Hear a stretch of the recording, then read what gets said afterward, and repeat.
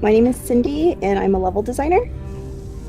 And I'm John Pearl, and I'm the design director here at Gunfire Games. The big thing for us was like Oculus is a very passionate but small community, and we didn't want to make a game that required a lot of people online at the same time. So we wanted to make a game that's fun for single player, and we wanted to be able to scale it as well and be a very social experience. But we found like just through a lot of feedback and like just kind of watching other titles, that 2 or 3 felt like the sweet spot for people being able to get together with their friends, or small groups of people being able to really get together felt right. Obviously there's performance things to consider too. Like the more things you have on screen, the more people, more characters moving around, the more performance issues you run into. So we found like 3 felt like a good sweet spot of like not too many people, but also it felt like a crew. But basically what we did was we wanted to break it out, so if people wanted to more like role play, or kind of have distinct duties, somebody could be positioned up there, handling the star chart stuff, or doing the comms panel. But if somebody wanted to be, hey, I want to be the tactical officer, you stand over here and you have access to it, and then that basically locks it out for that panel. So if you want to position somebody here, they can say, hey, I'm going to be the tactical officer, you be the navigator or captain or whatever you want to call them. And then they can just go ahead and they'll choose where you jump, any communication stuff, and then if you want to shoot, you do it from this side, and then from the kind of more of an ops side, over here is a breakout of the is basically how you command your crew members. Obviously there's 3 of us, and this is the starting ship, so there's only 3 crew members. But if you had more AI ones, you could then position them around the ship. You could say, hey, go over here to the oxygen. Or go repair this, or there's invaders here. So it really is a case of like how you want to play. If you can be kind of the hands-on captain, or you can kind of direct most of the action from here.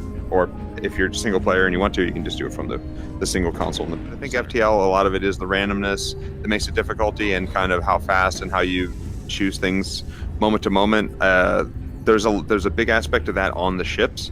However, the away missions are really going to be how good of a marksman you are, and kind of what weapons you find. So it really comes down to really if you're really good at shooting, you're going to have an easier time on away missions. If you're not so good, that's where the difficulty kind of comes in.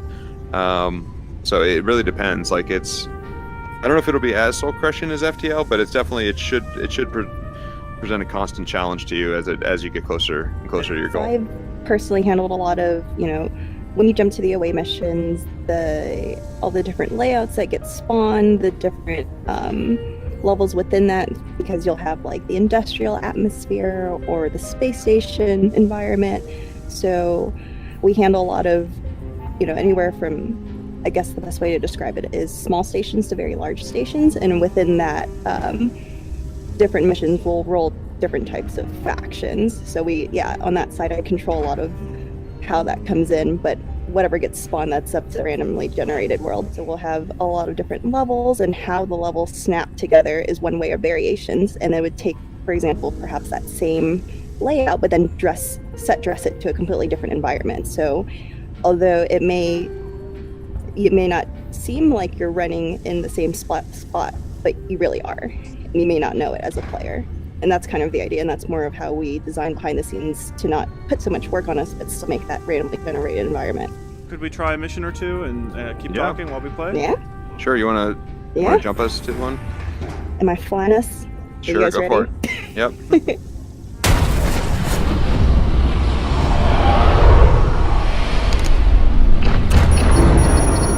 FTL jam detected. Uh-oh, we got ourselves a pirate. Company. Captain, incoming transmission.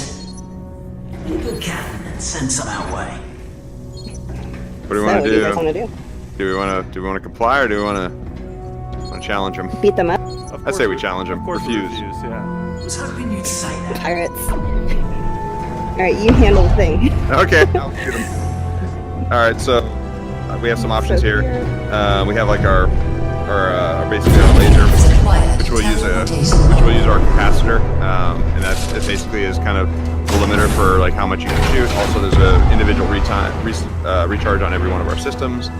So it's kind of a lot like FTL in that way, where it's like you're kind of managing resources versus recharge times. I also have a missile system that we can then apply and shoot different systems. So I'm going to go ahead and try to take out their shields. And I'm patrolling the ship in case anything spawns in.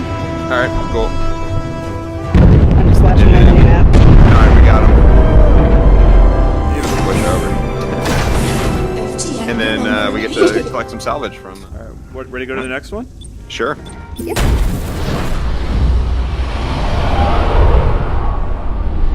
Captain, incoming transmission. Ooh, a station. Captain, incoming transmission. The bots just started shooting, and they killed everyone. I think I'm the last person alive here. This is way over my head, but the guy in here with me, he was in IT. He was trying to tell me something before he died. I don't know about this technical stuff, but he talked about a disk, and he was really worried about the bots damaging the CPU core. He also said something about software, hardware. No, that's not right. Firmware. Something about robot firmware.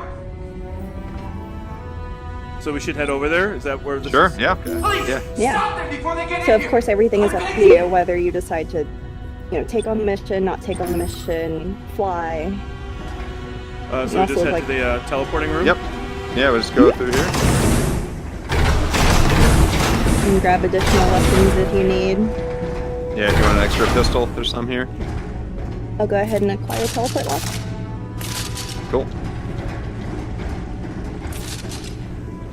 It looks like our mission is to locate the firmware disk. Okay. Well, let's go looking for that disc.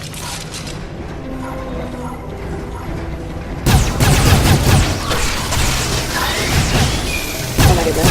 I almost got shot by that. I was shooting around here.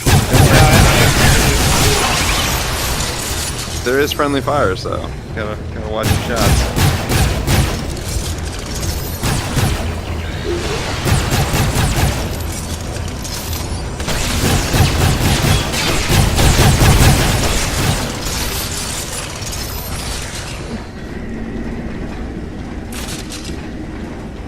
You want to try this gun, Ian? Yeah, sure. There we go. So it looks like we got a security room over here. All right. Let's search and see what we can find. We've got purple key card, the firmware disk, and a stim pack. Nice. So whoever wants whatever. I'll grab the Hackatron up here. Oh, nice. We'll let Ian play with all the toys. Key card. So the key card goes to somewhere on this ship? Yeah, so there's Yes. there's definitely there's probably a locked Some door somewhere sort we of haven't encountered. locked door. So how long is a full playthrough on average to get to Earth? We made it in a way where we wanted it to be about 3 to 4 hours, like on a full playthrough, but that's ideal. Like we're assuming nobody's gonna be able to really do that out of the gate. They're gonna have to learn the missions, learn the. Another disk. Sure. Okay. I'm just using normal disks. Oh, here comes a guy. But we're expecting a lot of just getting used to the systems and such. And things can go obviously really bad pretty quick for you. You start losing crew members. Basically, the only person that gets to save the game is the host, because they're the one that creates it. So the save game goes to them. So from there, you can save it. You can go back and just start it up again, and it's in the same. Whatever crew members you had will still be there. There'll be AI if you don't have your friends. You can invite your friends back if you want, or different people.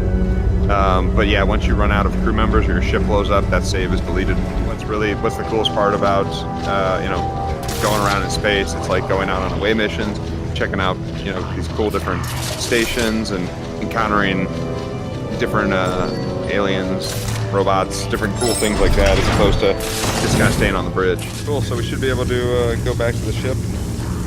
On your right wrist, we can teleport back now. Yeah, Ian, so I'm not sure if you're familiar with this, but since we only started off with 3 actual crew members, if anyone were to die, but there's still a human player left, any players that die after that become robots, like me. So as long as we still have one person alive in the crew, any players that die after that can still play the game, but they come back as a robot, a little weaker, not as much health and whatnot, but we can constantly spawn as robots. Like one thing that I learned pretty quickly was, as you find weapons throughout the game, bring them back to your ship and store them somewhere. There's these charge Stock stations up. here. There's these slots over here. There's actually some empty spots in the captain's quarters, which is where like legendary weapons will unlock as you unlock achievements. But if you find yourself on a mission and you end up dying on that mission, all your loot drops exactly where you were.